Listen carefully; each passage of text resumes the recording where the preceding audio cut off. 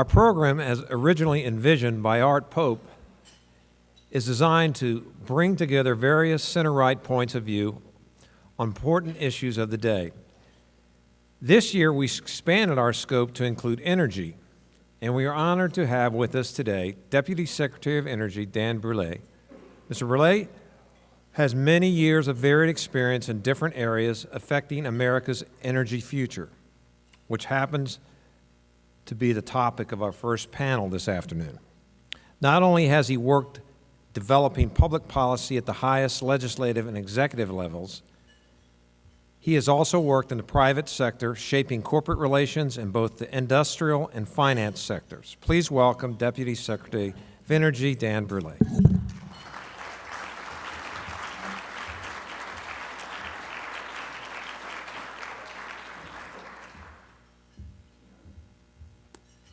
All right. And this microphone's adjustable. Thank you for that, whoever's responsible for it. Short people all over the world, thank you. Thank you. Oh, I'm going to knock it down, though, if I continue to do that. Thank you for that kind introduction. I sincerely appreciate that. And I also want to thank the Jesse Helms Center and the John William Pope Foundation for making today's event possible and for inviting me to address you. It is quite an honor for me to be here. As we all know, Senator Helms was certainly not shy about voicing his opinions on a multitude of subjects. As a young legislative staffer on the Hill, I got a chance to sit in many, many meetings with him. I didn't know him personally, and I've only met him once, but I've heard him say quite a few things, and I've read many, many more things that he has said over the years. One of the quotes that caught my eye when I was doing a little bit of background research to remind me was this one. He called our free enterprise system, quote, the miracle of America. And what a perfect description that is. When we embrace free enterprise, as Senator Burr was just mentioning, when regulations are simply the rules of the road instead of barriers blocking the road, something absolutely miraculous happens. We unleash creativity, we unlock innovation, as the Senator just talked about. We witness stunning breakthroughs in technology, and that changes everything. Nowhere is that more obvious or more evident than in the field of energy, which I have the privilege of serving in this administration. Today, America produces more energy, more abundantly and affordable, more cleanly and more efficiently, and from more energy resources than anyone could have ever predicted just a few short years ago. The Senator and I had the privilege of serving together, me not as a member, him much more important, I will admit that, on the Energy and Commerce Committee on the House side of the U.S. Congress. I don't think anyone during that period of time that we had the opportunity to serve that great committee could have predicted what we see today. As a result of what we're seeing today, however, we are not only becoming an energy secure country, we are transforming our foreign policy. Indeed, energy revolution is the greatest boon to foreign policy since the collapse of the Berlin Wall, since the fall of the Iron Curtain, and since the demise of the Soviet Union. And as one who supported the policies that triggered those great outcomes, Jesse Helms would be enormously pleased if he were here today. The story of our energy renaissance and its effect on foreign policy is absolutely amazing, and I want to talk to you about it a little bit today. The story actually began 40 years ago, and at that time, America faced price controls at home, oil boycotts that were imposed upon us from abroad, and cars that waited in long lines for a very short supply of gasoline. In his energy speech to the nation in April of 1977, President Carter reflected the conventional wisdom of his predecessors and indeed that entire decade. He insisted that we were running out of oil and gas. He said we could not increase domestic production in any meaningful way. And even if new reserves were discovered, he and others believed that it was too costly to produce it or impossible to use it without, as he put it, plundering the environment. Perhaps he was related to Al Gore. I'm not really sure. Both Carter and his predecessors were absolutely mistaken. There was no shortage of energy. What we had was a shortage of vision. What we had was a loss of confidence in our ability to innovate, as the senator just referenced. So how did we get here? If we had that loss of vision, how do we get here? Well, part of the answer is yes, we began simply innovating. But before we could do that, we had to do something else that was big, and we did it. America had to fully abolish its price controls on energy.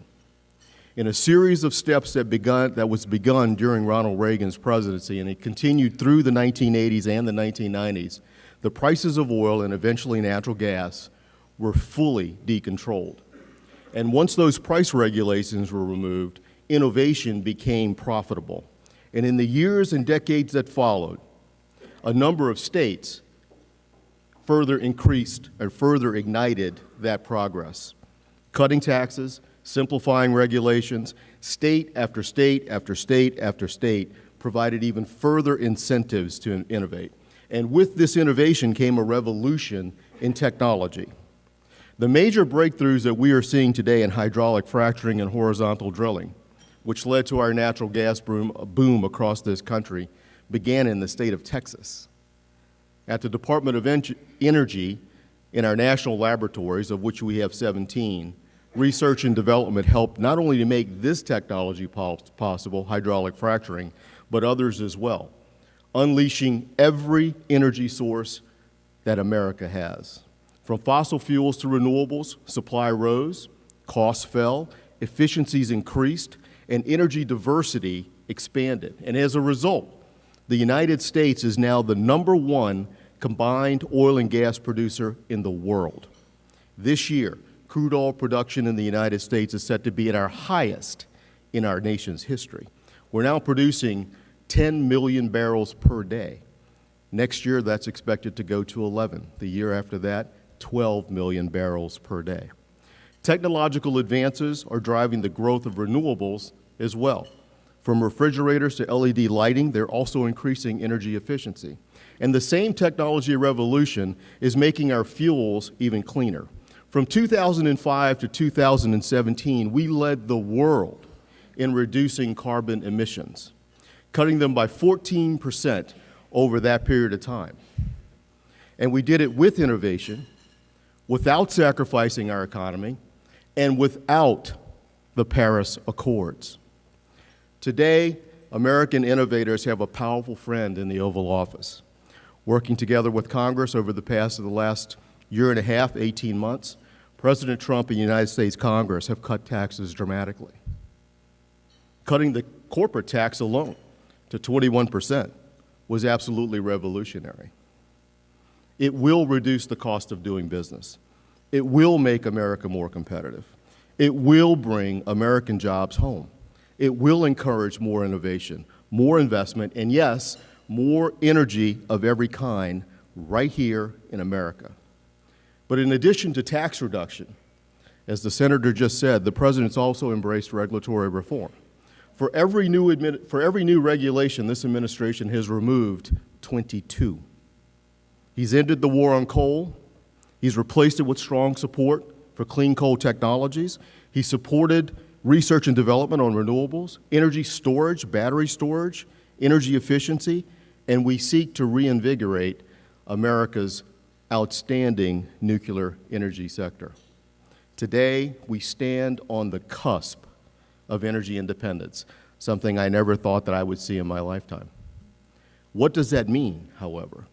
It means we no longer have to depend on the world's volatile regions for our energy. It means our energy supply is no longer insecure. It means our economy is no longer prone to skyrocketing energy inflation. It means we no longer have to fear boycotts from foreign suppliers. It means we no longer have to bow down to dictators. It means no nation or entity can ever hold our foreign policy hostage again for its oil. It means presidents can finally formulate foreign policy with their hands untied.